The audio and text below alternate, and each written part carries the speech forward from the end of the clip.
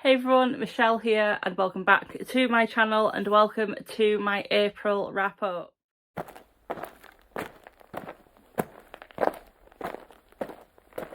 You will have noticed there was no TBR video for April. April was a mood read month with Magical Hopathon round 2 in the middle of it. But again, I kind of mood read for that readathon. Mood reading was what I needed last month. It was just to pick what I wanted at that time, to put a book down if I didn't want to read it and not feel like, oh my god, I'm letting this readathon down and a team down, because that's what normally happens when I do readathons and with teams, and I feel like I'm letting them down and my anxiety doesn't let me do that.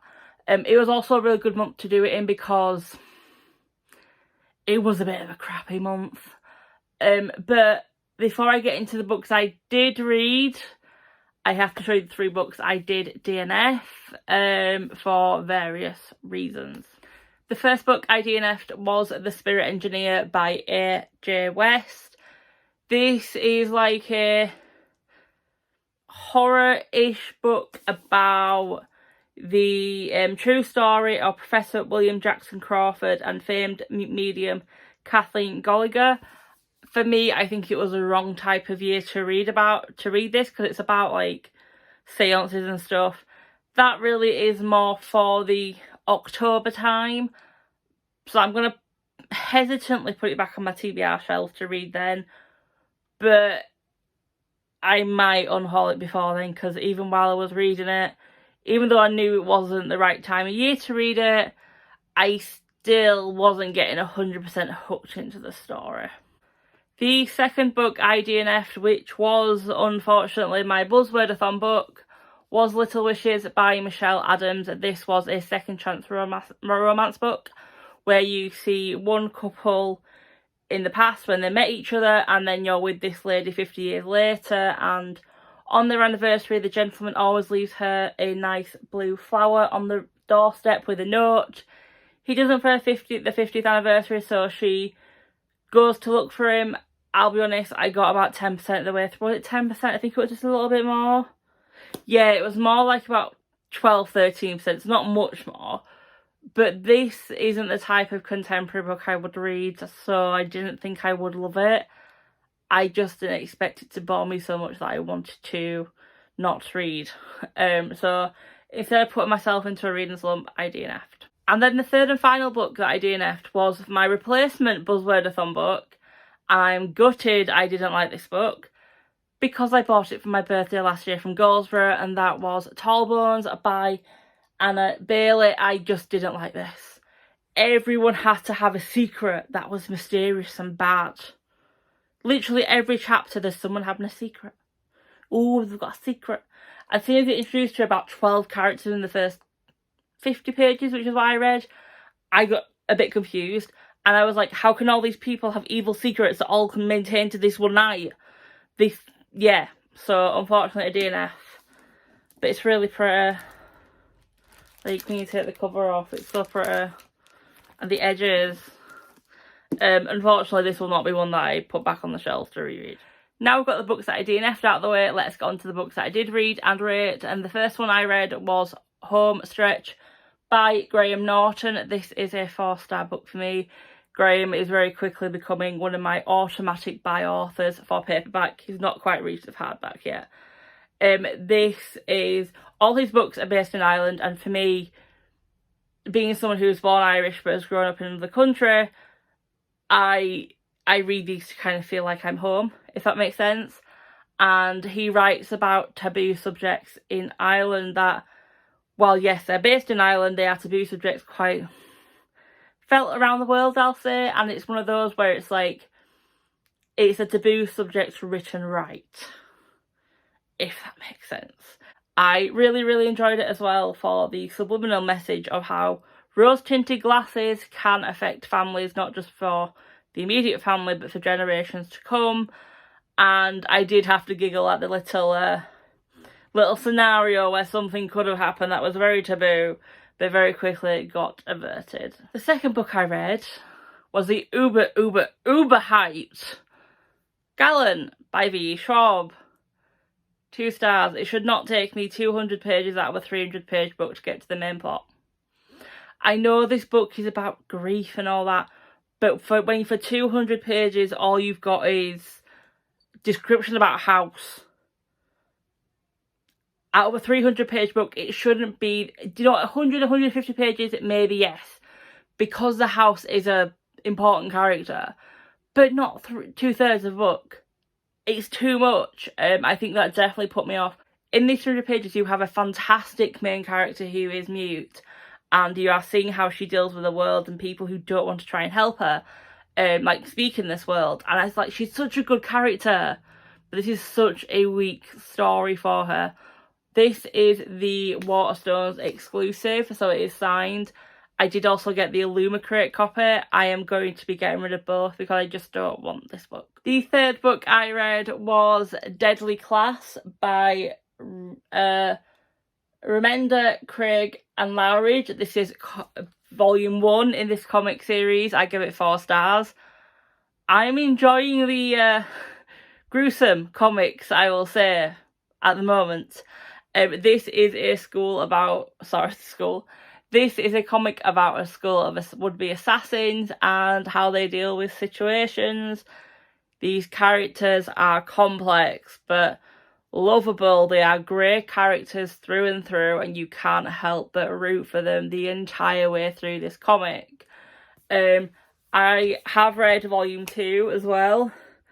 As you'll see, I think this is a comic series that I'm going to be adding to my wish list to get more volumes of. And I'm starting to think that I need to pick up more comics because it seems like a genre that I'm going to really enjoy. And then the fourth book I read was The Lost Apothecary by Sarah Penner. 2 stars again. This book was dull. Dull. You would think a story, and this isn't a spoiler by the way, you think a story about a store where women get medicines and potions to do unto others what there is needed because they need a bit of revenge. You think that would be a thrilling part of this story. It was so dull. I didn't like it. I didn't like the past bit about the apothecary. The present bit I liked a little bit more, but it wasn't enough to save this story. So this is another book that will be on hold. The rest of the books now are going to be for what I read from Magical Opathon, and the first book I read for my entrance ticket was The Key in the Lock by Beth Underdown. The prompt was to read a book that is calling to you. I had carried this book over from the week before, so that's why it was calling to me. 3 stars. I really enjoyed Beth's book, The Witchfinder's Sister.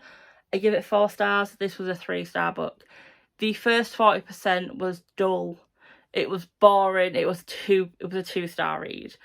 It picked up a little bit after then, but not enough to save it. And the little twists, you could see them coming. It was obvious, so it was a bit of a letdown, and yet another book that will be on hold. The next book I read was for Mickey's Philharmonic, and that was to read a book with illustrations. I picked Pretty Deadly Volume 1. I gave it 1 star. I know I like gore, but I like gore in comics that I actually understand the storyline. I can't tell you what the storyline is. I honest to God can't. The pictures were the best bit. The illustrations, I should say, were the best bit about this comic. So an immediate on hold. The next book I read was for Disney Stars on Parade, which is to read an anthology. And for this one I read Murder Takes a Holiday by various authors. Obviously it's an anthology, it's short stories. 2 stars, it didn't work. It didn't work that in each story it was like less than I'd say about 20 pages each story on average. These main characters somehow figured out how these murders happened, or what actually happened if you want a murder, and it's meant to be based off the information you've already got. And I'm like, how are you connecting that dot to that dot to that dot? Because I'm connecting this dot to that dot to that dot. I'm not going anywhere near that way. And then it's like, oh, there's a bit of backstory that you don't know about. And it's like, how am I meant to connect the dots if I don't have all the dots to connect? That was a lot of dottage. So yeah, it didn't work for me. 2 stars, and as you can guess, another book for the unhaul pile. And for the Marvel Selfie Spot, the prompt was to read a book with a kick-ass MC, and for this one I went with Law by Alexandra Bracken, 4 stars. I hadn't seen a lot of hype for this book. I lie. I'd seen hype for this book before it was released. After it was released, I didn't see a lot of people reading it. I'll be honest, the ratings weren't that great on Goodreads, so I was like, am I going to enjoy this? Yeah, I actually did. I wanted more. It is a standalone, but I want a sequel or a prequel, because in this story you have a murderous game where Zeus punishes the gods, and the descendants of these families can kill the gods in this week because they're all humans. It's a good story. It's like, there's a girl, basically your main character, her family were killed in the last of these games because they're every 7 years. I'm doing a really crap job at summarising, I'm sorry. But her family got killed, and she's like, I'm not part of this. The next one that comes around, I am not here. I am not doing this.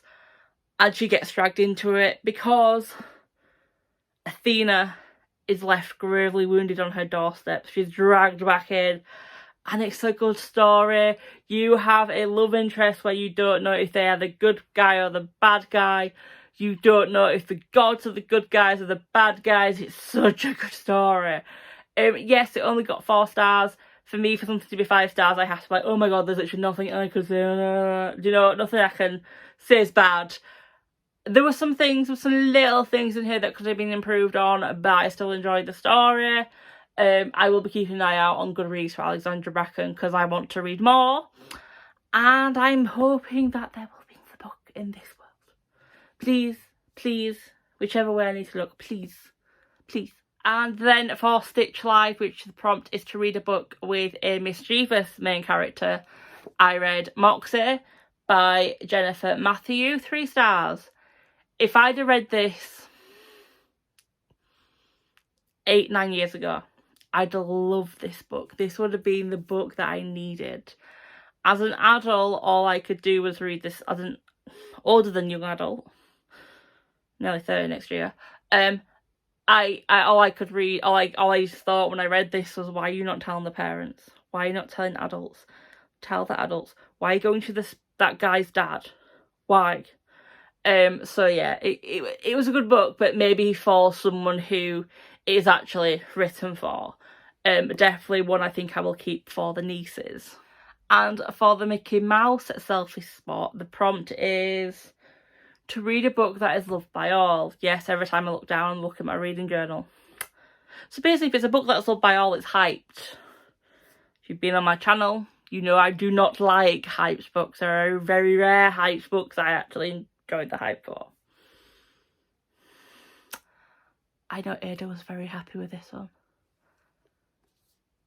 The hype is real. 5 stars. This is The Song of Achilles by Madeline Miller. I adored this book. There was nothing I could find a fault with. As someone who loves reading about the Greek gods, this was my jam. It was my bread and butter. It was Percy Jackson grown up. Yeah, no, I really, really enjoyed it. This is it's a brutally honest story of what it was like to live in ancient Greece, and if stuff what happened in here, like the women getting married off for political gain and essay and all that jazz, if that happened now, also we'd be like, oh my god, that's horrific. For me, reading that, while it's horrific, I'm actually like, that happened. It's actually what happened back then. So I love the fact that Madeline didn't sidestep any of this. She went with the myth of Achilles, and she was like, I'm gonna write it like it was written about. It was great. I think she was inspired by the Odysseus, I want to say, for this. And the Odysseus doesn't shy away from the homosexualness of this relationship, I will say. Doesn't call them best friends or colleagues. And Madeline doesn't either, and I really like that because, yeah, it was what was written about. It wasn't erased and rewritten to fit what people think should have happened. But yeah, no, 5 stars. Yeah, the hype. The hype is real for this one. And for the Tower of Terror book, the prompt is to read a book that speaks you out. This was the last book I read this month. That was Deadly Class Volume 2. I gave this one 4 stars. I had to check that it were a 5 stars one. I know this was one where it was nearly a 5 stars. Yeah. Same as last time. It's a series I'm enjoying. So you know what? Need to buy more. Need to buy more. I'm going to attempt to pick these books up. Let's see if they fall on my face for the 3rd month in a row. They're not going to fall if I hold them and talk really quickly. So these are all the books I read in the month of April. I'm going to put them down and get through my stats. Sorry that you're seeing more of me than you'd hoped for. So, for April, obviously I didn't plan a TBR, so I read 11 books, which I'm quite happy about. I read 3,118 pages, which I think is down a couple of times. It's just a couple hundred pages less than I normally read. Obviously, highest rated is The Song of Achilles. Lowest rated is Pretty Deadly. We won't talk about that. My favourite book was The Song of Achilles. On average, on the amount of pages I read on days I actually read, the average was 208. For my Goodreads challenge, I was 44% of the way through it by the end of this month, so I was 12 months ahead of schedule. I hauled 8 books last month, so there was a 3-month difference. I'd hoped it'd be more, but it's not. And no, they're not the books I hauled there. Miss. That being said, that is the end of my wrap-up video. A good month for me. I may need to do mood reading more. Have you read any of the books that I read? Do you have similar or different thoughts? Please let me know. I will link all my socials down below. If you are new to my channel and you haven't subscribed yet, and this is your first video your first video that you're seeing. Hi, my name's Michelle. I am a chaotic mess when it comes to this booktube life and rating books. I'm rubbish at that. I have 2 functions when it comes to reviewing. I tell you so much that you practically read the book and I've spoiled it for you, hence the cuts. Or I'm really, really vague and you wonder if I've actually read the book, but that's to not spoil. If you haven't subscribed yet, please consider doing so. My goal is to reach 50 subscribers by the end of the year. If you don't want to, not a problem. I hope you enjoyed watching. And until the next video, bye.